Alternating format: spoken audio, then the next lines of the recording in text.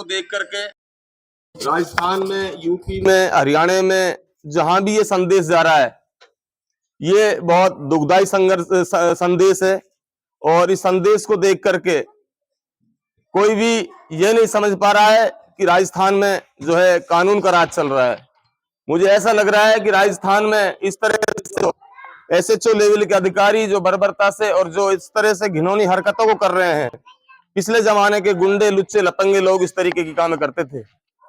जो हमारे घर के संदो सामान हैं, जो घर में हम अपनी व्यवस्था को सही तरीके से रखने के लिए अपने एसी, कूलर, पंखे, गाड़ी, कोई भी चीज हम अपने बच्चों की व्यवस्था के लिए करते हैं, वो हमारा कुछ भी यहाँ सुरक्षित नहीं है। ये मैं सभी सोशल मीडिया के माध्यम से, इन मीडिया वालों के माध्यम से आप सब तक ये खबर पहुंचाना चाहता हूं। और हर गांव तक ये खबर जानी चाहिए मेरी, कि जितने भी गांव में जहां जहां, आज मैं इसके माध्यम से बता रहा हूं, जहां जहां पुलिस प्रशासन एक अवैध तरीके से किसी घर जाता है, बिना लोकेशन के जाता है, और जो कोई घर साइबर क्राइम नहीं करता है, उनको अगर टारगेट करने के लिए पुलिस प्रशासन जुझारू है, तो अगर आपको ये काम, ये कृत्य, पुलिस प्रशासन की ये हरकतें अगर रोकनी है, तो मैं भाइयों आज बार बार क्या कह के हम लोग भी थक चुके हैं, जा जाके दुखों में शरीक हो के हमें रोना आता है। मैं आज दुख के जरिए आप सबको बता देना चाहता हूं, पूरा गांव, यहाँ जिम्मेदार लोग खड़े हैं, कि पूरा गांव से निकल करके उस पीड़ित के घर चले जाया करो जहां पुलिस प्रशासन गुंडों की तरह आती, और वहां जाके पुलिस प्रशासन के उच्च अधिकारी से सभ्य भाषा में, अच्छी भाषा में आप पेश आया करो, उनसे सही बात किया करो कि भाई आप आए क्यों हो, बात बताओ हमें। वो तुम्हें नहीं बताते हैं, कोई भी गड़बड़ करते हैं, कम से कम 50 मोबाइल, 100 मोबाइल रखा करो, जो ऑन रिकॉर्ड आपकी सारी तस्वीर, सारी पुलिस की घटनाक्रम को हम इनके उच्च अधिकारियों तक, इस सरकार तक पहुंचा सकें। मैं आज आपके लिए बिल्कुल बहुत साफ सटीक तरीका बता रहा हूं। या तो आप गांव के गांव को इकट्ठा करके आप 10 आदमी चिन्हित कर लीजिए गांव में, कि ये 5 आदमी या 2 आदमी, 10 आदमी होंगे, जो 10 लोग पुलिस प्रशासन का कोई भी आरोपी होगा तो इन 10 आदमी, 5 आदमियों को बताएगा कि भाई तुम्हारे गांव में साइबर क्राइम का फलाना नाम का व्यक्ति है, हम उसको पकड़ना चाहते हैं। या तो गांव इकट्ठा करके उस व्यक्ति को पुलिस के हवाले करे, या उसका समाधान निकाले। यह तरीका होना चाहिए। पुलिस गांव में नहीं आएगी फिर, या फिर पुलिस इन बातों पर सहमत नहीं होती है, तो जहां पुलिस मनमाने तरीके से अपना काम शुरू करती है, अपना ऑपरेशन शुरू करती है, वहां पूरा गांव इकट्ठा हो जाया करो, और पूरा गांव इकट्ठा होकर वहां ये कहो कि इस घर में मुलजिम कौन है। जिस मुलजिम के लिए पुलिस आई है, उस मुलजिम को या तो देने का काम करो अगर रिकॉर्ड ली है, और नहीं है तो पुलिस की पूरी वीडियो क्लिप, पूरे 10, 20, 50 लोग लाइव चालू कर दिया करो। मैं कह रहा हूं, जेल जाऊंगा मैं जाऊंगा, मुझे बंद करे, कौन बंद करेगा?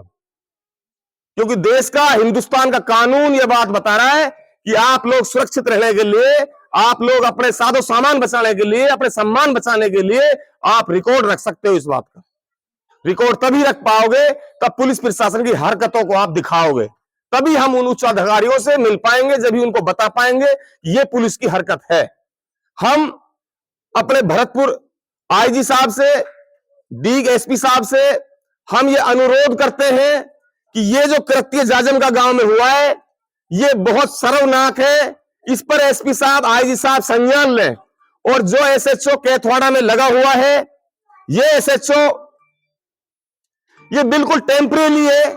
इसने यहां मेवात में अभी तक कहीं भी 2 से 3 महीने नहीं गुजारे, क्योंकि इसका रिकॉर्ड जब पीछे से आएगा निकल के, किसी के 2.5 लाख कामा में थाने में रह के खा गया, किसी के साथ इसने गोपालगढ़ में बर्बरता कर दी, अब ये यहां मनमानी कर रहा है।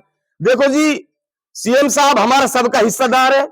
हम जैसे सीएम साहब और जाति के लिए, वर्ग के लिए है, उतना ही मुसलमान और हिंदू समाज के अन्य वर्गों के लिए है। जितने भी पंडित यहां नौकरी कर रहा है साहब, सब सीएम बन के नौकरी कर रहा है। इन पंडित अंशु साहब, निवेदन है भजनलाल शर्मा की सरकार से, साहब ये पंडित तो आप हम ना साहब, बिल्कुल जो थानेदार बना पड़ा थाना पे, इनको थोड़ा समझाया जाए। उच्च अधिकारियों से हमारा निवेदन है, इनका संदेश बहुत गलत जाता है, और ये सीधा संदेश या तो सीएम साहब के रिश्तेदार बनते हैं, या हमारे भजनलाल जी के कहीं नाते में, कहीं कॉन्टेक्ट में जुड़ के बताया जाता है। उस भवके से खूब तो पैसे ठग रहे हैं साहब, ये खूब सीएम साहब, मुख्यमंत्री जी का नाम बदनाम कर रहा है जी।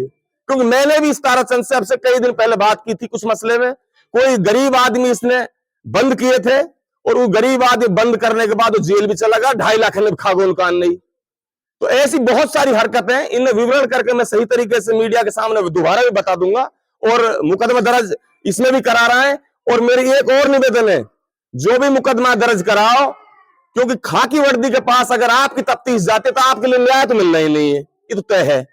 क्योंकि गोपालगढ़ थानेदार जो था मनीष शर्मा, उसकी जांच गिरिराज मीणा में पहाड़ी में चली डीएसपी के पास, और उसने उसको पेंडिंग रख के रखा था, जबकि उसमें बिल्कुल हाई कोर्ट ने बिल्कुल पंगा कर रखा था और इलाज हो रहा था। उस मुकदमे के एवज में बदले की भावना से मनीष शर्मा ने जब 61 आदमियों को बंद किया, मैं कहता हूं मुझसे जैसे पेट भरे सरकार पेट भर ले, 61 आदमी दोषी ना, 61 ना करो साहब ओलेक्सबाजी, मैं बता रहा हूं ये बिल्कुल सरासर झूठ थी। और मनीष शर्मा अपने ईमान और धर्म से बता दे गंगा जल रख के कि ये बिल्कुल मैंने सच बंद कर दिया सब आदमी।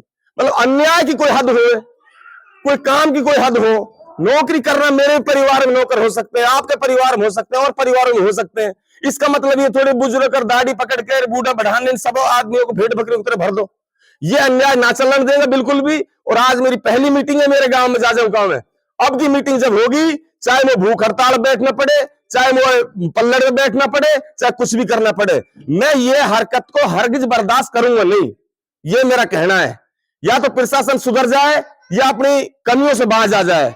ये देख लो, अब सारी चीज दिखा रहा हूं। इस गाड़ी की क्या गलती थी, इस गाड़ी ने क्या कमी करी है प्रशासन के लिए, ये बताओ।